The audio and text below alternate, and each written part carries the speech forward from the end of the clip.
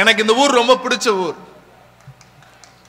இழுப்பூர் எனக்கு ரொம்ப பிடித்தமான ஊர். ஏன்னா சின்ன தம்பி பெத்த மகன் விஜயபாஸ்கர் அவர் அமைச்சரா இருக்கிறப்ப என் மேல கேஸ் போட்டார். அவர் மட்டும் கேஸ் போடல, முதலமைச்சரா இருந்த எடப்பாடி பழனிசாமியும் சின்ன தம்பி மகன் விஜயபாஸ்கரும் என் மேல கேஸ் போட்டாங்க.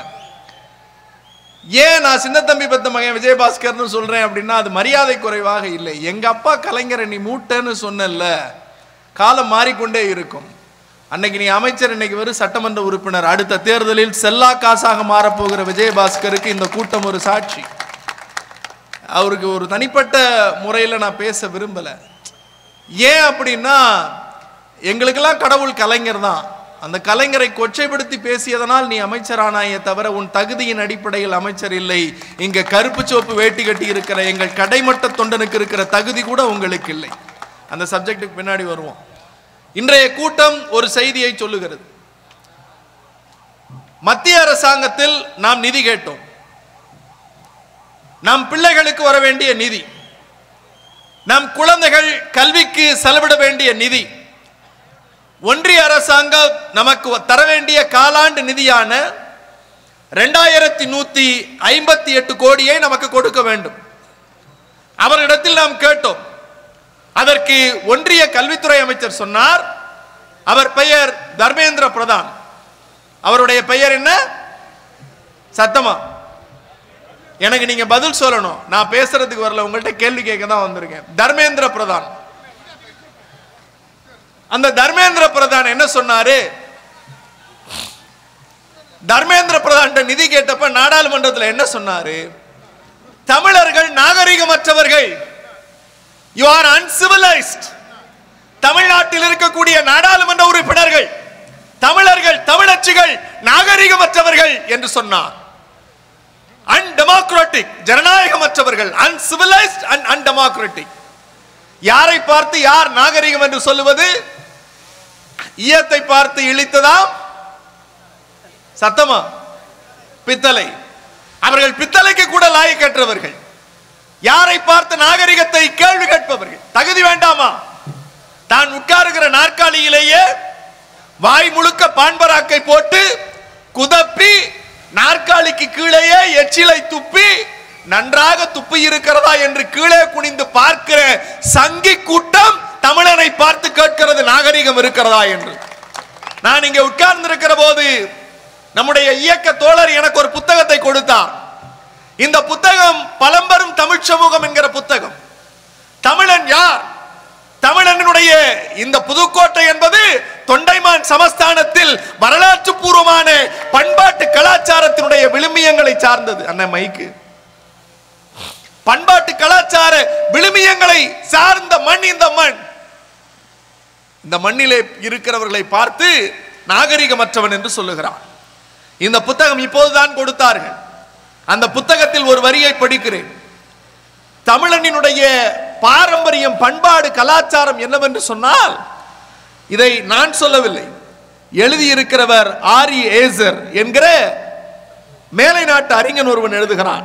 கால்டுவெலுக்கு முன்பாக, ஹென்றி ஹெங்ஸ்டனுக்கு முன்பாக தமிழ்நாட்டினுடைய இந்திய வரலாற்றினுடைய தொடக்கம், பண்பாட்டினுடைய தொடக்கம் எங்கிருந்து தொடங்குகிறது என்றால், தமிழனை பார்த்து ஒரு அறிஞர் சொல்லுகிறான், one of the finest moment of human intelligence is called Tamil. வார்த்தையை பாருங்க. one of the finest moment of human intelligence, மனித அறிவு சார்ந்த வளத்தில் ஒரு மிகச்சிறந்த திறமையான வளமான பண்பாடு கொண்டவர்கள் யார் என்றால் அது தமிழர்கள் என்று ஒருவன் எழுதியிருக்கிறான். எங்கள் பண்பாட்டை பார்த்து நீங்கள் கேட்கிறீர்கள் நீங்கள் நாகரிகமற்றவர்கள் என்று. நாங்கள் நாகரிகமற்றவர்கள் அல்ல. மாட்டு மூத்திரத்தை குடிப்பவன் நாகரிகமற்றவன். மாட்டு மூத்திரத்தை குடிப்பவன் நாகரிகமற்றவன். மாட்டு சாணியை தொழுபவன் நாகரிகமற்றவன். இங்கே உட்கார்ந்து இருக்கிற எந்த தமிழனும் சங்கியும் இல்லை, மாட்டு மூத்திரத்தை குடிப்பவனும் இல்லை. நாங்கள் தமிழர்கள். தமிழனுடைய வரலாற்றை சொல்லுகிற போது கல் தோன்றி மண் தோன்றா காலத்தை, கல் தோன்றி மண் தோன்றா காலத்தை வாளோடு முன் தோன்றிய மூத்த குடி இங்கே உட்கார்ந்து இருக்கிற என் தமிழ் பெருங்குடி. அவன் சொல்லுகிறான், நீங்கள் எழுதித்தான் தமிழனுடைய தொழில்நுட்பத்தை அவன் எழுதியிருக்கிறான் இந்த புத்தகத்தில். இந்த புத்தகத்தில் தமிழனின் தொழில்நுட்பத்தை எழுதியிருக்கிறான். கடல் நீரோட்டம் பற்றிய அறிவு தமிழர்களிடம் இருந்தது. எந்த நூற்றாண்டில்? 8ஆம் நூற்றாண்டில் தமிழர்களிடத்தில் கடல் நீரோட்டம் பற்றிய அறிவு இருந்தது. 10 டிகிரி நீரோட்டம் என்கிற கடல் நீரோட்டத்தை பயன்படுத்தி மலேசியா, இந்தோனேசியா, தாய்லாந்து போன்ற தென்கிழக்கு ஆசிய நாடுகளுடன் தமிழர்கள் வணிகம் செய்து வந்தனர். கடல் நீர்மட்டத்தில் ஏற்படும் ஏற்ற இறக்கங்களை டைட் அண்ட் பெட்ஸ் எனப்படுகிற அந்த நீரினுடைய அளவை கடந்து கடல் நீரில் 1 மைல் தூரம் முன்னோக்கியும் பின்னோக்கியும் நகரும். இதன் மூலம் ஹை டைடல், லோ டைடல் என்கிற தன்மையை 9வது நூற்றாண்டிலேயே தமிழன் கண்டுபிடித்திருக்கிறான். அந்த நாகரிகத்தின் பண்பாட்டை பார்த்து யார் சொல்லுகிறான்? ஒரு சங்கி நம்மை பார்த்து சொல்லுகிறான், நீங்கள் பண்பாடற்றவர்கள், நாகரிகமற்றவர்கள் என்று. நமக்கு கோபம் வர வேண்டாமா? நம்மை பார்த்து ஒருவன் நாகரிகமற்றவன் என்று சொல்லுகிறான். யார் சொல்லுகிறார்?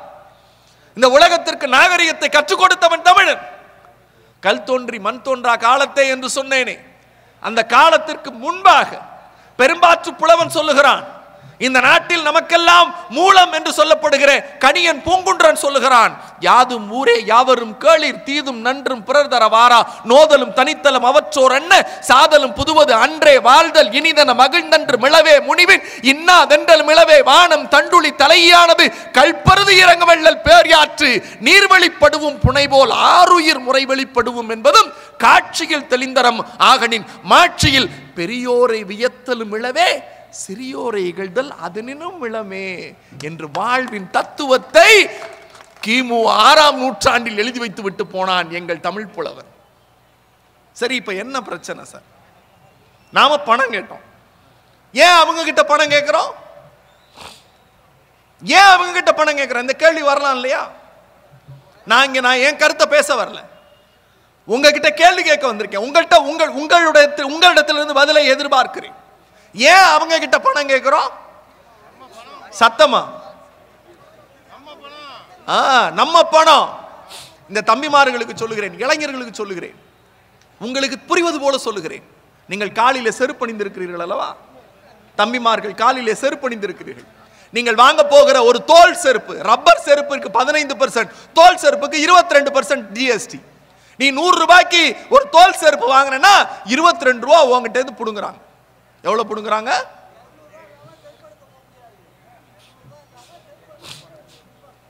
அவருக்கு கோபம் வருகிறது. அது நியாயமான கோபம். 200 ரூபாய் இல்லாம செருப்பு எடுக்க போக முடியாதுன்னா, நீ 200 ரூபாய்க்கு செருப்பு வாங்கினா 44 ரூபா உங்ககிட்ட இருந்து ஜிஎஸ்டி வாங்குறாங்க. சரி, செருப்பு மாட்டிட்டோம், பேண்ட் போடுறோம்.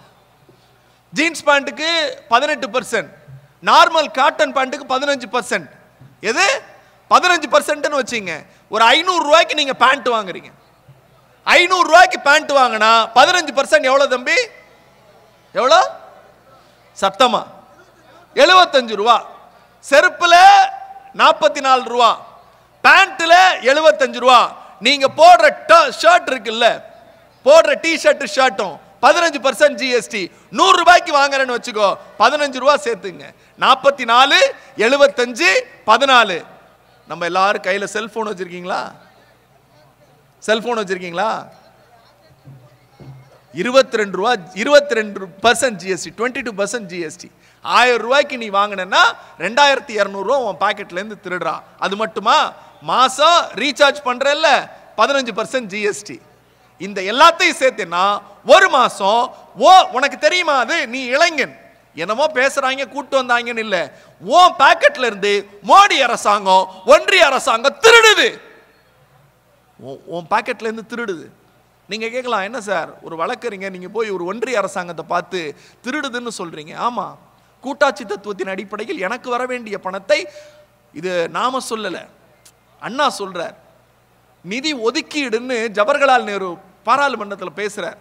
1960 மே மாதம் 8ஆம் நாள் இந்த வார்த்தை பிரயோகம் வந்து, இந்த இயக்கமும் இந்த தலைவர்களும் இல்ல அப்படின்னா தமிழன் இன்னமும் அடிமையாக சூத்திரனாகத்தான் வாழ்ந்திருப்பான். அண்ணா சொல்றார், mister prime minister, mister prime minister, நீங்க சொல்றீங்க நாங்கள் நிதியை ஒதுக்குகிறோம்னு. அது இல்ல, it is not the meaning of allocation, it's a sharing, it's a fund sharing. நிதி பகிர்வு என்பதுதான், நிதி பங்கீடு என்பதுதான் சரியான வார்த்தையை தவிர, நீங்கள் 8ஆம் பிள்ளையோ 10ஆம் பிள்ளையோ மேல உட்காந்துட்டு பண்ணையார்த்தனத்துல நான் உனக்கு நிதி கொடுக்கிறேன் நீ சொல்லக்கூடாது.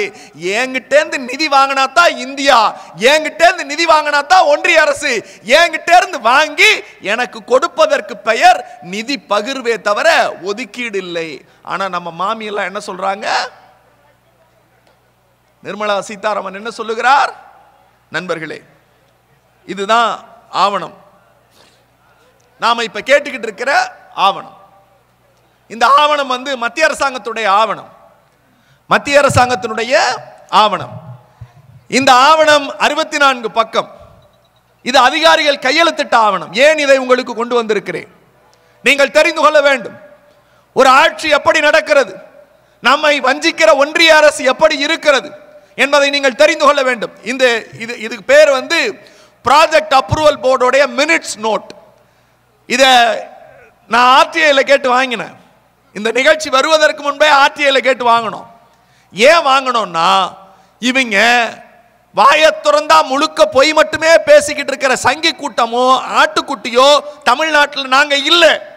திமுகவின் மேடை என்பது மாலை நேர பல்கலைக்கழகம், ஆதாரங்களோடு புத்தகங்களோடு தான் நாங்கள் பேசுகிறோம். இந்த ஆவணம் என்பது ஒன்றிய அரசினுடைய கல்வித்துறை செயலர் பிஸ்வா ஷா என்பவர் கையெழுத்திட்டு இருக்கிறார். கையெழுத்திட்டு இருக்கிற தேதி 19/1/2024. இதுதான் ஒன்றிய அரசுக்கும் தமிழக அரசுக்கும் போடப்பட்டிருக்கிற ஒப்பந்தத்தினுடைய நகல். இதுல 9வது பக்கத்துல ஆண்டொன்றுக்கு 10,400 கோடி நமக்கு கொடுக்கணும். எவ்வளவு கொடுக்கணும்?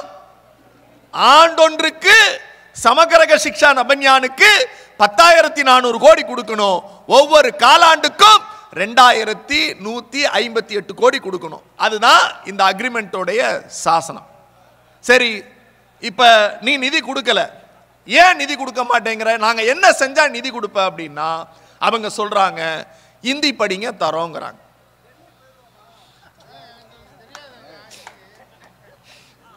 என்ன சொல்றாங்க? இந்தி படி தரோன்னு சொல்றாங்க. படிச்சிருவோமா? படிச்சிருவோமா? நான் அப்படிதான் ஒரு கேள்வி கேட்டேன். என்னை டிவியில் பார்க்குறவங்க எல்லாம் கை தூக்குங்க பார்ப்போம். என்னை டிவியில் பார்த்துருக்கேன், நன்றி. எல்லாரும் கேட்பாங்க, நம்ம செல்லப்பாண்டி அண்ணன் கேட்பார், பிரதர் சிரிச்சுக்கிட்டே பதில் சொல்றீங்க பிரதர். சண்முக அண்ணன் எப்போ பார்த்தாலும் அண்ணே சிரிச்சுக்கிட்டே எப்படின்னா பதில் சொல்றீங்க. எங்களுக்கு தான் தெரியும், நீங்கள் ஏதாவது ஒரு நாள் ஸ்டுடியோவுக்கு வாங்க, என் சேருக்கு அடியில் ஒரு 1000 வாட்ஸ் நெருப்பு எரிஞ்சுக்கிட்டு இருக்கோம், கோபமாக வரும், பல்லார் 4 இழுக்கலான்னு வரும். ஆனால் தலைவர் பார்த்துக்கிட்டு இருப்பார், அதனால ரொம்ப கையை கட்டி அமைதியாக சிரிச்சுக்கிட்டே பதில் சொல்லுவோம். அப்படி டிவியில் 3 பேர் வந்தான். 3 பேர்கிட்ட கேட்டேன், இது சம்பந்தமாக டிபேட் வந்துச்சு, கேள்வி கேட்டோம். ஒருத்தன் வந்தான், திமுகவிலேயே வளர்ந்து திமுகவிலேயே சாப்பிட்டு திமுகவிலேயே குடும்பம் வளர்த்து திமுகவிலே பிள்ளைய வளர்த்து திமுகவிலேயே பிள்ளைய வச்சு டாக்டர் ஆக்கி இப்ப ஆட்டுக்குட்டிக்கு கழுவி விட்டுக்கிட்டு இருக்கான். அவன் என்ன லைவ்ல பேசுறான் என்கிட்ட. ஏன் இதெல்லாம் சொல்றேன்னா, கலைஞர் காலடியில் உண்டு வளர்ந்த நன்றி உணர்ச்சி இல்லாத நாய்க்கூட்டம் அந்த நாய்க்கூட்டம். நான் தனிநபர் தாக்குதல் இல்லைங்க, எனக்கெல்லாம் வயிறு எரியுங்க. நான்லாம் சாகிற வரைக்கும் கருப்பு சோப்பு தான். ஏன்னா கலைஞர் எனக்கு நித்யா தோசை வச்சுட்டியான்னு இந்த கையால் கரண்டியால் எனக்கு சாம்பார் சட்னி மீன் குழம்பு ஊற்றிருக்காருங்க. ஒரு வேளை சோர்ந்துட்டு இருக்கும் அந்த குடும்பத்தில். எங்க தலைவர் வாழ்நாள் முழுக்க இருந்து எங்க தலைவர்கிட்ட வாங்கி தின்னவன் தான் இன்னைக்கு பேர் சொல்லி பேசுறான். அவன் அப்படி வந்தான் ஒருத்தன். அவன்கிட்ட கேட்டேன், எப்பா ஹிந்தி படிக்கணும்ங்கிறிய, எதனால ஹிந்தி படிக்கணும்? அவங்க சொன்ன பதில உங்கள்கிட்டையும் சொல்றேன். அந்த பதில் நீங்களே ஏத்துக்கிட்டேன்னா நானும் உங்களோட சேர்ந்து ஹிந்தி படிக்க தயார். சரி, என்னையா பதில்? நீங்க இப்ப புதுக்கோட்டைக்கு போறீங்க, இழுப்பூருக்கு போறீங்க, பஸ் ஸ்டாண்ட்ல பானிபூரி விற்கிறவன் யாரு? யாரு? சத்தமா இந்திக்காரன், வடநாட்டுக்காரன், இந்திக்காரன். அவங்ககிட்ட கேட்டேன், என்னையா பிரச்சனை அப்படின்னா, நீங்கள் இழுப்பூருக்கு போய் பானிபூரி கேட்கிற போது அவன்கிட்ட போய் பையா பையா ஏக் பிளேட் பானிபூரி தேதோ, எக்ஸ்ட்ரா பானி லேக்கியா பாய் அப்படின்னு அவங்கிட்ட பானிபூரி எக்ஸ்ட்ரா கேட்கறதுக்கு நீங்க ஹிந்தி படிக்கணும் அப்படின்னு ஒரு மூதேவி என்கிட்ட டிவியில சொன்னுச்சு.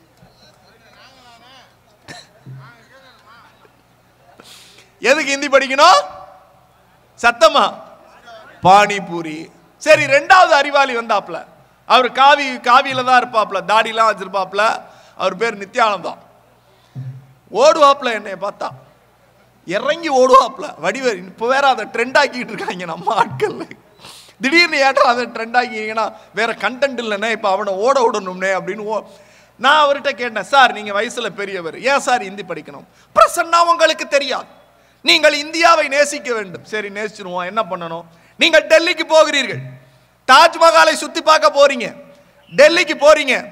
டெல்லிக்கு போறப்ப அங்க போய் சப்பாத்தி சாப்பிட்றீங்க, பூரி சாப்பிட்றீங்க.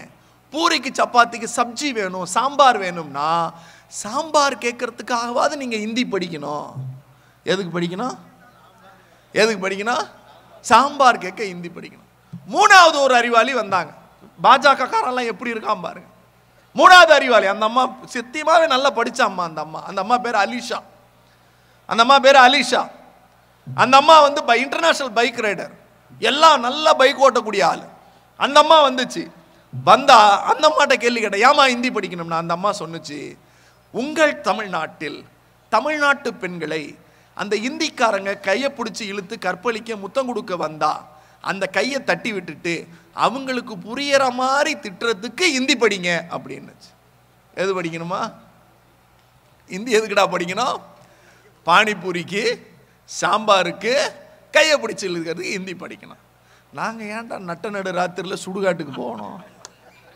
நாங்கள் ஏன் சுடுகாட்டுக்கு போகணும்? நான் பதில் சொன்னேன். என்ன பதில் சொன்னேன்னா, நீங்க ஹிந்தி படிக்கிறதுக்கு ரசம் சாம்பார் கையை பிடிச்சி இழுக்கிற கதையை சொல்றீங்க. இந்த உலகத்தினுடைய பண்பாட்டு கலாச்சாரத்தை ஒரு மொழி வடிவமைத்து அதை தகவமைத்து தன்னை பதப்படுத்தி இந்த உலகத்திற்கு இந்த உலகத்தினுடைய தன்மையை உணர்த்தி ஒருவன் 3.5 அடிகளில் 2.5 அடியில் 7 வார்த்தைகளில் ஒரு உலகத்தை கட்டமைத்தான் என்று சொன்னால் இந்த உலகத்தின் மூத்த குடி என் தமிழ் குடி, என் திருவள்ளுவன் திருக்குறளை கொடுத்து விட்டு போனான். அப்படி இந்தியில ஏதாவது இருக்கான்னா அவங்களுக்கு தெரியல. உங்களுக்கு புரிவது போல சொல்லுகிறேன், இந்தியில் என்ன இருக்கிறது வாஜ்பாயை நாடாளுமன்றத்தில் வைத்துக் கொண்டு அண்ணா பேசினார். அவர்கள் இந்தியில் என்ன இருக்கிறது கற்றுக்கொள்ள என்று கேட்டபோது வாஜ்பாய் புத்தகங்களை திரட்டினார். நீங்கள் எத்தனை முறை திரட்டினாலும் கிடைக்காது. நான் சொல்லுகிறேன், இந்தியில் கற்றுக்கொள்வதற்கு 2 தான் படிப்பதற்கு இருக்கிறது. ஒன்று டெலிபோன் டைரக்டரி, மற்றொன்று ரயில்வே கைடு. இதை தவிர இந்தியில் எந்த இளவும் கிடையாது, எந்த இளவும் கிடையாது. அவருடைய நோக்கம் என்ன? நாம் இந்தி படித்தால் நிதி தருகிறோம், இந்தி படித்தால் நிதி தருகிறோம். நான் இன்னொரு விஷயத்தையும் சொல்லுகிறேன். விராலிமலை சண்முகம் அன்றைக்கு மறைந்து விடலாம். இந்த கூட்டத்தில் இன்னும் 1000 சண்முகங்கள் உயிரோடு தான் இருக்கிறோம். ஒன்றிய அரசாங்கமே, மோடி சர்க்காரே, நீ நெருப்பென்றால் பேப்பரில் எழுதுகிற நெருப்பல்ல. திமுகவின் தொண்டன் நெருப்பென்றால் அவனை தொட்டால் நீ சுடும், உன் கை சுடும். இந்திக்கு தமிழ்நாட்டில் ஆதிக்கமாம். எல்லோரும் வாருங்கள் நாட்டினரே, செந்தமிழுக்கு தீமை வந்த பின்னும் இந்த தேகம் இருந்தொரு லாபம் உண்டோ? விந்தை தமிழ் மொழி எங்கள் மொழி, அது வீர தமிழ் மக்கள் ஆவி என்போம். இந்திக்கு சலுகை தந்திடுவார், இந்திக்கு சலுகை தந்திடுவார். அந்த ஈனரான மோடியோ அமித்ஷாவோ நிர்மலா சீதாராமனோ இல்லது தர்மேந்திர பிரதானோ தமிழ் சமூகம் காரி உமிழ்வதற்கு தயாராக இருக்கிறது, காரி உமிழ்வதற்கு தயாராக இருக்கிறோம். நீங்கள் திணிப்பதால் நாங்கள் படித்து விட மாட்டோம். நான் உங்களிடத்திலே கேட்கிறேன், இங்கே எல்லோரும் இவ்வளவு பெரிய கூட்டம், நீங்கள் வீட்டிற்கு போகிறீர்கள், வெக்கை காலம், வீட்டிற்கு நுழைந்த உடனே ஃபேனை போடுகிறோம். ஃபேனை போட்டீங்கன்னா அந்த ஃபேனை கண்டுபிடிச்சவனுக்கு ஹிந்தி தெரியாது, இங்கிலீஷ் தான் தெரியும். ஹிந்தி தெரியாது, இங்கிலீஷ் தான் தெரியும். வீட்டில் போற ஏசி ஆன் பண்றீங்க, ஏசியை கண்டுபிடிச்சவனுக்கு ஹிந்தி தெரியாது, இங்கிலீஷ் தான் தெரியும். டிவி ஆன் பண்றீங்க, டிவியை கண்டுபிடிச்சவனுக்கு ஹிந்தி தெரியாது, இங்கிலீஷ் தான் தெரியும். செல்போன் கையில வச்சுக்கிட்டே இருக்கும், செல்போனை கண்டுபிடிச்சவனுக்கு ஹிந்தி தெரியாது, இங்கிலீஷ் தான் தெரியும். தம்பி உன் பேர் என்ன? பின்னாடி அங்க இந்த குட்டி பையன் ஒருத்தவங்க உட்கார்ந்திருக்கானே, தம்பி உங்க பேரு? கெட் அப், மைக் கொடுங்க அவன்கிட்ட. ஸ்டே தேர், அங்கே இருங்க, சேர் மேல ஏறுங்க தம்பி.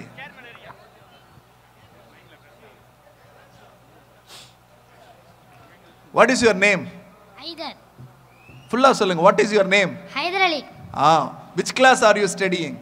9th standard. What is your school name? அரசு ஆண்கள் மேல்நிலைப்பள்ளி. முடிஞ்சு போச்சுங்க. இலுப்பூர் ஹைதர் அலி ஒரு 4000 பேர் நிற்கிறோம். அந்த பிள்ளைய 9வது படிக்கிற குழந்தை. அது வாட் இஸ் யுவர் நேம்னு கேட்டால் my name is Haidar Ali. Which class are you ஸ்டடிங்னு கேட்டால் 9th standard. What is your school நேம்னா அரசினர் மேல்நிலைப்பள்ளின்னு சொல்கிறான். இன்னும் 10 வருஷம் கழிச்சு ஹைதர் அலி இழுப்பூர்ல இருந்து ஹார்வர்டுக்கும் லண்டனுக்கும் அமெரிக்காவுக்கும் படிக்கிறதுக்கு நாங்கள் இங்கிலீஷ் சொல்லி கொடுக்குறோம். தேங்க்யூ சிடம். நாங்கள் ஹைதர் அலியை ஹார்வர்டுக்கு யூனிவர்சிட்டிக்கு அனுப்புறதுக்கு தயாராகிக்கிட்டு இருக்கோம். அவன் என்ன சொல்றான்? மாட்டு மூத்திரத்தையும் மாட்டு சாணியும் திங்கிறதுக்கு நாங்கள் தயார்படுத்துறோம்ங்கிறான். நாங்கள் அது எங்களுக்கு தேவையில்லைன்னு சொல்றோம். எங்கள் பிள்ளைகள் எங்க இருக்கிறார்கள் தெரியுமா? இங்கே நான் சவால் விட்டு சொல்லுகிறேன். இழுப்பூரில் இருக்கிற ஒரு குழந்தை நன்றாக படித்தால் என்றால் நான் முதல்வன் திட்டத்தில் அவன் அமெரிக்காவினுடைய ஹார்வர்ட் பல்கலைக்கழகத்திற்கு எங்கள் முதலமைச்சர் அனுப்புகிறான். இதுதான் சார் தமிழ்நாடு. இதுதான் தமிழ்நாடு. ஏன் உங்கள் பகுதியில் இருக்கிற ஒரு குழந்தையை எழுப்பி கேட்டேன் தெரியுமா? இந்த கல்வியை அவன் முடக்க நினைக்கிறான். அது மட்டும் இல்லை, இந்தி மட்டும் இல்லை. we are in a very serious sensitive issue. நீங்க புரிஞ்சுக்கணும். என் கையிலே இருப்பதுதான் புதிய கல்விக் கொள்கை. சார், இங்க இருக்கிற எல்லாருக்கும் ஒரு விஷயம் சொல்றேன். ரொம்ப முக்கியமான காலகட்டத்தில் இருக்கும். இதே இந்த அடிமை பூச்சிகள் இருக்கு இல்லையா, ஊர்ந்து போகிற அடிமைகள், அடிவருடிகள், அமித்ஷாவின் காலை நக்கி குடிப்பவர்கள் என்று பாவேந்தன் பாரதிதாசன் சொல்லுவான். நக்கி புழைப்பார் அதையும் நல்லதென்று சொல்லுவார் என்று. அந்த நக்கி புழைக்கிற கூட்டமான விஜயபாஸ்கரில் தொடங்கி அமித்ஷாவினுடைய காலை இப்போது டெல்லியிலே போய் நக்கி புழைத்து விட்டு வந்திருக்கிற அந்த அதிமுக இந்நேரம் ஆட்சியில் இருந்திருந்தால் அவர்கள் காலை தொட்டு வணங்கி இதை ஏற்றுக்கொண்டிருப்பார்கள். இதை ஏற்றுக்கொண்டிருப்பார்கள். அப்படி என்ன இதில் இருக்கிறது? அப்படி என்ன இதில் இருக்கிறது? நான் சொன்னேன், ஹைதர் அலி 1வதுல ஸ்கூல் போனியா தம்பி? ஏந்திரிங்க. 1வதுல ஸ்கூல் போனீங்களா? மைக் கொடுங்க. வேணாம்.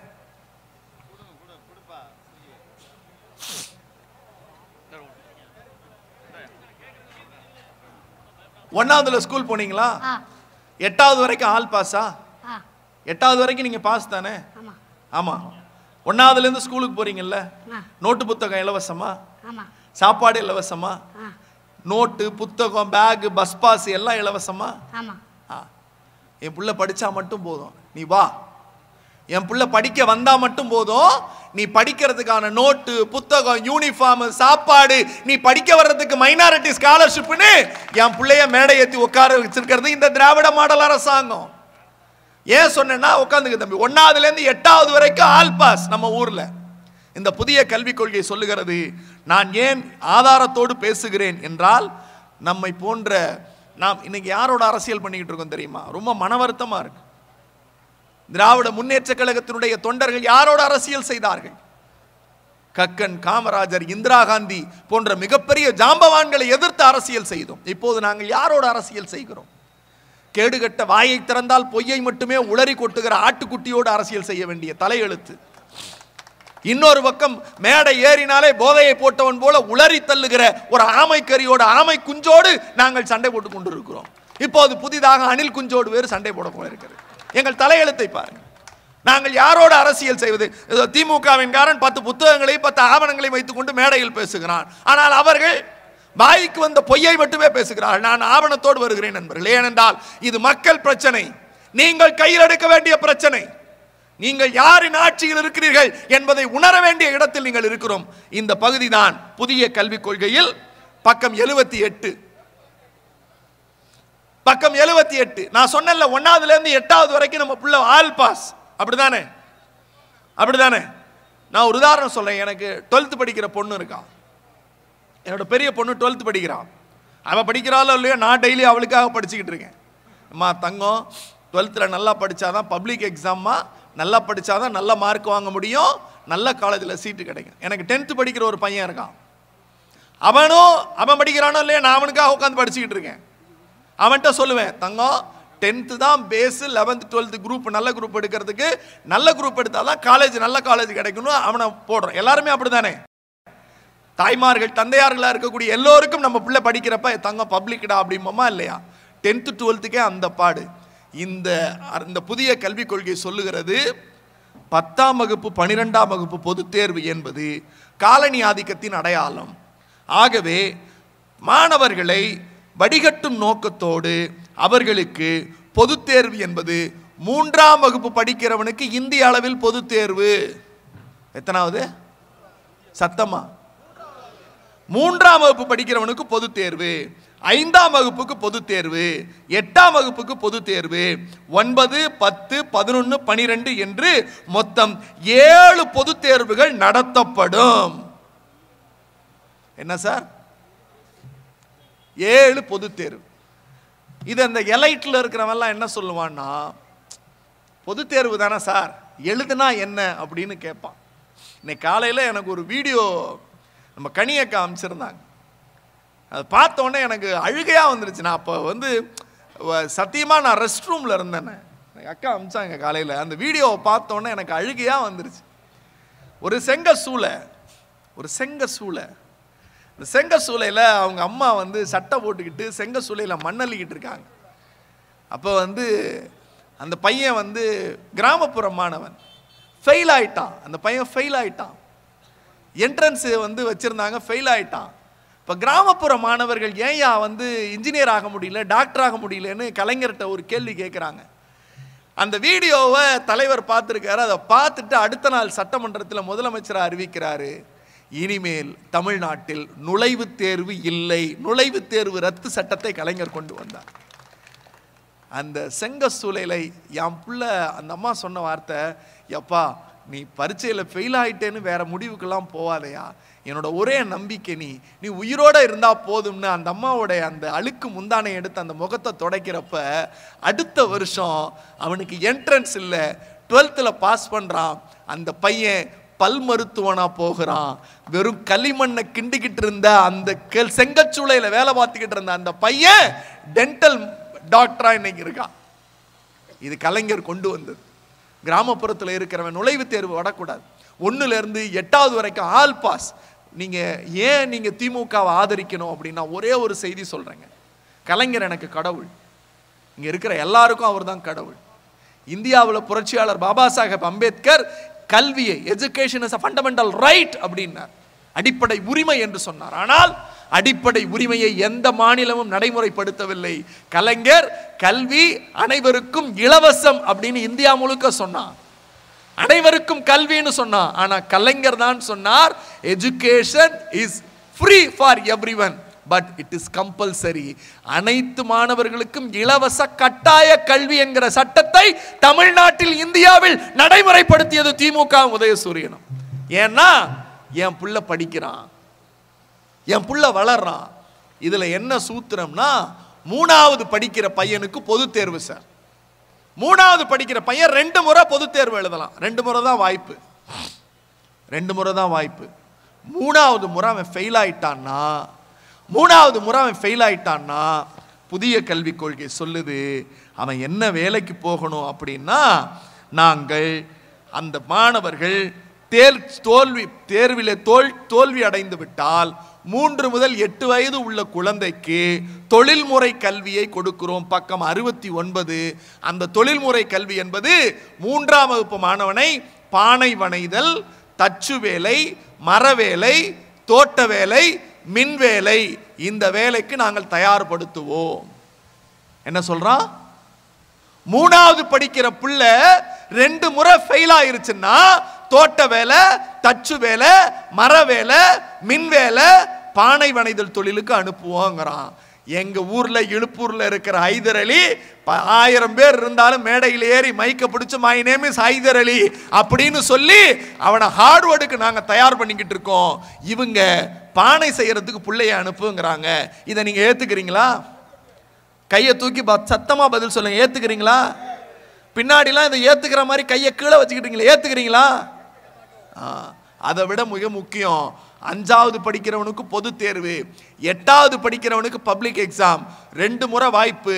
3வது முறை அவன் தேர்ச்சி அடையிறான் அடையல, அதை விட மிக மோசமான ஒரு நாம் எதை எதிர்த்து போராடினோமோ, எது வரக்கூடாது என்றோமோ, பக்கம் 45 சொல்றான், இந்த 8ஆம் வகுப்பு தேர்ச்சி அடையாதவர்கள், தேர்ச்சி அடைந்தவர்கள் ஒரு கட்டத்தில் மதிப்பெண் அடிப்படையில் குலக்கல்விக்கான குலக்கல்வி சாலைகள் அமைக்கப்படும்.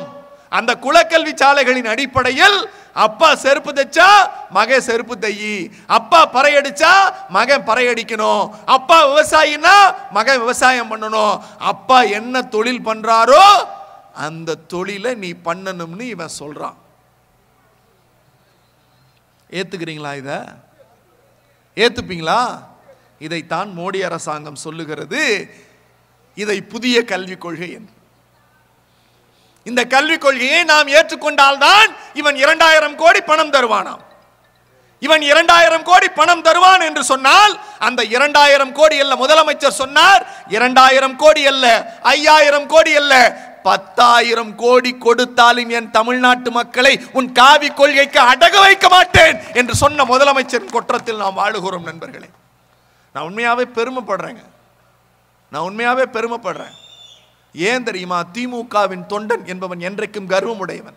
அவர்களுக்கு கிடைத்திருக்கிற தலைவர்கள் சார் இடி, சிபிஐ, ஐடி, அதை பண்ணிடுவேன் இதை பண்ணிடுவேன் நம்மளை போட்டு நெருக்கிறான் சார், கழுத்தை நெருக்கிறான். ஆனால் ஒரு முதலமைச்சர், அவருக்கு எழுத்துக்கூட்டி படிக்க தெரியாதுன்னா, அவர் கலைஞருக்கு பிறகு கொள்கை இருக்காதுன்னா, அவர் துருப்பு சீட்டுன்னா, துண்டு சீட்டுன்னா, ஸ்டாலினால முதலமைச்சர் ஆக முடியாத தகுதியே இல்லைன்னு சொன்னாங்க இங்க பக்கத்துல காரைக்குடியில் இருக்கிற ஹச்டாக் எல்லாம். ஆனால் இன்றைக்கு உலகம் வியந்து பார்க்கிறது. ஒரு தலைவன் எழுந்து நிற்கிறான், டெல்லியை நோக்கி, சென்னையில் இப்படி 2 கைகளை காட்டி மார்பை காட்டி நிற்கிறான். உன் ஆயுதங்களை என் மீது எய், என் மார்பிலே எத்தனை அம்புகளை ஏயலாம், எத்தனை குண்டுகள் பாயலாம், ஆனால் என்னை மீறி தமிழ்நாட்டில் இருக்கிற ஒருவனையும் நீங்கள் தொட முடியாது என்று ஒரு தலைவன் நமக்காக நிற்கிறார். அவர் பெயர் முத்துவேல் கருணாநிதி ஸ்டாலின் என்கிற நம் இனத்தின் தலைவர். சார் இதான் சார் சிம்பிள். இது அவர் சொல்லிட்டார். இது கல்வி கொள்கை இல்ல, காவி கொள்கை. தமிழ்நாட்டில் நடைமுறைப்படுத்த முடியாதுடா, உன்னால என்ன புடுங்க முடியுமோ புடிங்கடா அப்படின்னு தூக்கி போட்டார்.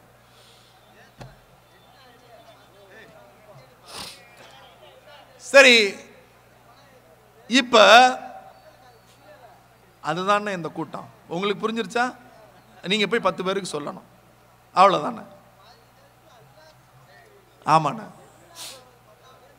அவருக்கு ஜிஎஸ்டி பிரச்சனை இல்லை. நண்பர்களே, இப்ப நான் இவ்வளவு சொன்னேன்ல, எவனாவது தாமரைக்கு ஓட்டு போடுவோமா? பதில் சொல்லுங்க. போட மாட்டீங்கல்ல, சத்தமா பதில் சொல்லுங்க. நான் இன்னைக்கு பேசுறது 67வது கூட்டம். டாக்டர் போகவே கூடாதுன்ட்டாரு.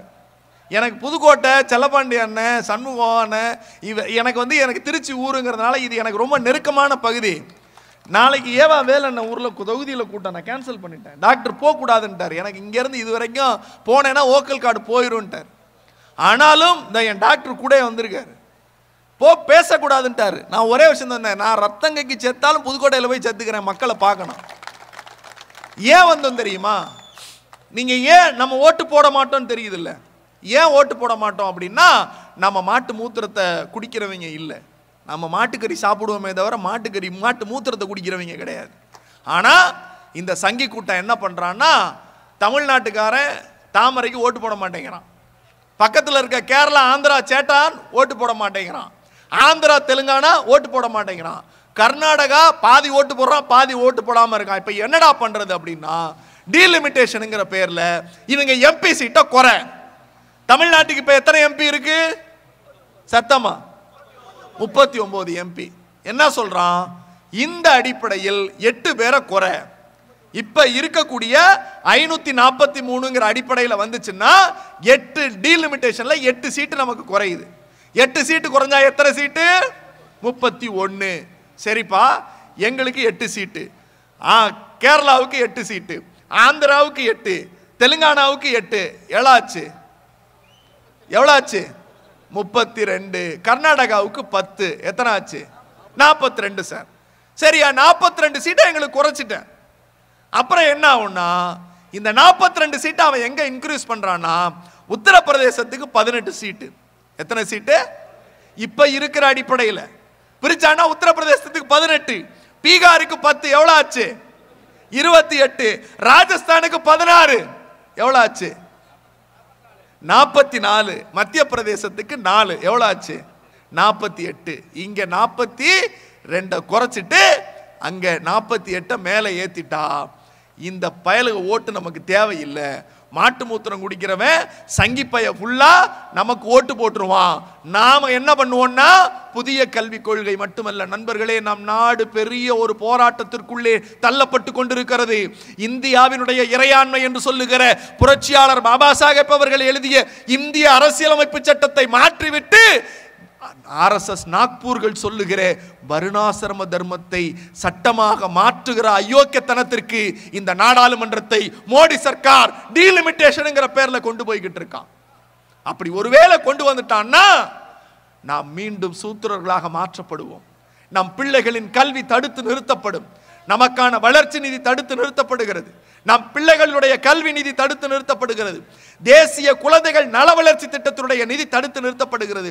தேசிய பேரிடர் நிதியை தடுத்து நிறுத்தி இருக்கிறார்கள். ஜிஎஸ்டியினுடைய இழப்பீட்டு தொகை நிறுத்தி இருக்கிறார்கள். நமக்கு மாநிலங்களுக்கு கொடுக்க வேண்டிய வளர்ச்சி நகர்ப்புற வளர்ச்சி நிதியை நிறுத்தி இருக்கிறார்கள். இது எல்லாத்தையும் நிறுத்திட்டான் சார். இதை எல்லாத்தையும் நிறுத்திட்டான். இவனுக்கு நீங்க ஓட்டு போட மாட்டீங்கன்னு எனக்கு தெரியும். இப்ப இவன் நிறுத்துறத காப்பாத்துறது யார்? இதை நிறுத்தி தடுத்து நிறுத்தியிருக்கான். காப்பாத்துறது யாரு அப்படின்னா ஒரே இயக்கம், கருப்பு சிவப்பும் உதயசூரியனும் திமுகவும் தான். நீங்க இந்த இயக்கத்தை ஏன் ஆதரிக்கணும்னு சொல்றேன் கேட்டுங்க. நேத்து வரைக்கும் அண்ணாமலைக்கும் எடப்பாடி பழனிசாமிக்கும் சென்னை பாஷையில சொல்லணும்னா இங்கிலீஷ்ல திட்டிட்டாங்களா? இன்னைக்கு ஆட்டுக்குட்டி என்ன பேசுதுன்னா, பதவிங்கிறது ஒரு வெங்காயங்க, உரிக்க உரிக்க ஒண்ணும் இல்லாம போவோம். உன் டவுசரை டெல்லியில கழட்டிட்டாங்கன்னு எங்களுக்கு தெரியும். உன் டவுசரை கழட்டிட்டாங்கன்னு எங்களுக்கு தெரியும். 9ஆம் தேதி உன் டவுசரை கழட்டிட்டு நயினார் நாகேந்திரனுக்கு டவுசர் மாட்ட போறாங்கன்னு எங்களுக்கு தெரியும். ஏய் சார், நான் எம்ஜிஆர் ஒரு இடத்துல சொல்லியிருப்பார், பதவி வரும்போது பணிவு வர வேண்டும்.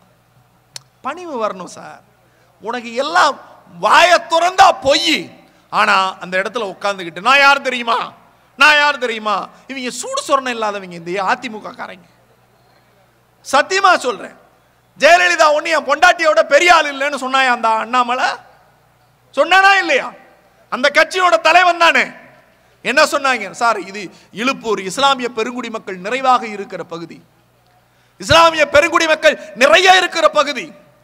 வக்ஃப் சட்ட திருத்தத்தை இன்றைக்கு நிறைவேற்றி இருக்கிறது நாடாளுமன்றம். நம்மை பேசக்கூட அனுமதிக்கவில்லை. அதிமுகவின் நிலைப்பாடு என்ன இந்த விடயத்தில்? அதிமுகவின் நிலைப்பாடு என்ன? எடப்பாடி ஏன் பேசவில்லை? போய் அமித்ஷா கால நக்கு பிழைச்சிட்டு வந்திருக்கு ஒரு கூட்டம். நேரடியாக போனால் அது கூட்டணி, கொல்லப்புறம் வழியா துண்ட மாட்டிக்கிட்டு போனானா அது கள்ள கூட்டணி. இந்த அதிமுகவும் பாஜகவும் தமிழ்நாட்டிற்கு கேடு. ஒரு வாக்கு கூட அவர்களுக்கு சென்றால் புதிய கல்விக் கொள்கையில் தொடங்கி நம்மை மீண்டும் வருணாசிரம தர்மத்திற்கு தள்ளுவதற்கான வாய்ப்பை இந்த அயோக்கிய கும்பல் நடக்கும். எழுதி வைத்துக் கொள்ளுங்கள். இந்த தேர்தல் விஜயபாஸ்கருக்கு கடைசி தேர்தல். இந்த விராலிமலையை உதயசூரியனை உதிக்க வைப்போம், மீட்டெடுப்போம். 234 200 என்று சொன்னார். 200 முதல் தொகுதி அதிக வித்தியாசத்தில் விராலிமலையை வெற்றி பெறச் செய்வோம், உதயசூரியனை மலரச் செய்வோம் என்று சொல்லி வாய்ப்பளித்தமைக்கும் வாய்மொழி கேட்டமைக்கும் நன்றி பாராட்டி விடைபெறுகிறேன். நன்றி, வணக்கம். புதுக்கோட்டை வடக்கு மாவட்டம் விராலிமலை சட்டமன்ற தொகுதிக்கு உட்பட்ட திராவிட முன்னேற்றக் கழக இளைஞரணியின் சார்பில் நடைபெறுகிற இந்தி திணிப்பு, நிதிப்பகிர்வில் பாரபட்சம், தொகுதி மறுசீரமைப்பில் நடைபெறுகிற அநீதிகளை கண்டித்து நடைபெறுகிற பொதுக்கூட்டத்திற்கு வரவேற்புரையாற்றி இருக்கிற இளைஞரணியினுடைய துணை அமைப்பாளர் அன்சாரி பாசித் அவர்களே, தலைமை பொறுப்பேற்றிருக்கிற இளைஞரணியினுடைய துணை அமைப்பாளர் சிவகுமார் அவர்களே, முன்னிலை பொறுப்பேற்றிருக்கிற இளைஞரணியினுடைய துணை அமைப்பாளர்கள், பேரூர் கழக ஒன்றிய கழக அணிகளின் அமைப்பாளர்கள் கலைஞர் அவர்களே, இளஞ்சேரன் முத்துசாமி அவர்களே, சிவகுமார் அவர்களே, பாலசுப்பிரமணியன் அவர்களே, அறிவழகன் அவர்களே, நிகழ்வில் கலந்து கொண்டிருக்கிற ஒன்றிய கழக நகர கழக செயலாளர்களே, நிகழ்வில் பங்கேற்று நிகழ்வை வழிநடத்தி கொண்டிருக்கிற மாவட்ட இளைஞரணியினுடைய அமைப்பாளர் மரியாதைக்குரிய சகோதரர் சண்முகம் அவர்களே, நிகழ்வில் பங்கேற்று சிறப்புரையாற்றி இருக்கிற மாநில கழகத்தினுடைய நிர்வாகிகளான அண்ணன் சந்திரசேகர் அவர்களே, மதியழகன் அவர்களே, அண்ணன் வீரமணி அவர்களே, நிகழ்வில் பங்கேற்று சிறப்புரையாற்றி இருக்கிற தலைமை கழகத்தினுடைய இளம் சொற்பொழிவாளர் தம்பி செந்தூர் பாண்டியன் அவர்களே, நேரத்தின் அருமை கருதி சுருக்கமாக தன்னுடைய நேரத்தையும் எனக்கு வழங்கி அமர்ந்திருக்கிற மாவட்ட கழகத்தினுடைய செயலாளரும் என் பாசத்திற்கு மரியாதைக்கும் உரிய அண்ணன் வழக்கறிஞர் கே செல்லப்பாண்டியன் அவர்களே, நன்றியுரையாற்ற இருக்கிற அண்ணன் செந்தில்ராஜா அவர்களே, உங்கள் அனைவருக்கும் என்னுடைய வணக்கம். மேடையில் இருக்கிற யார் பேரையும் விட்டுருச்சு அப்படின்னா மன்னிச்சிருங்க, முன்னாடி இருக்கிற யார் பேரையும் விட்டுருச்சுனாலும் மன்னிச்சிருங்க.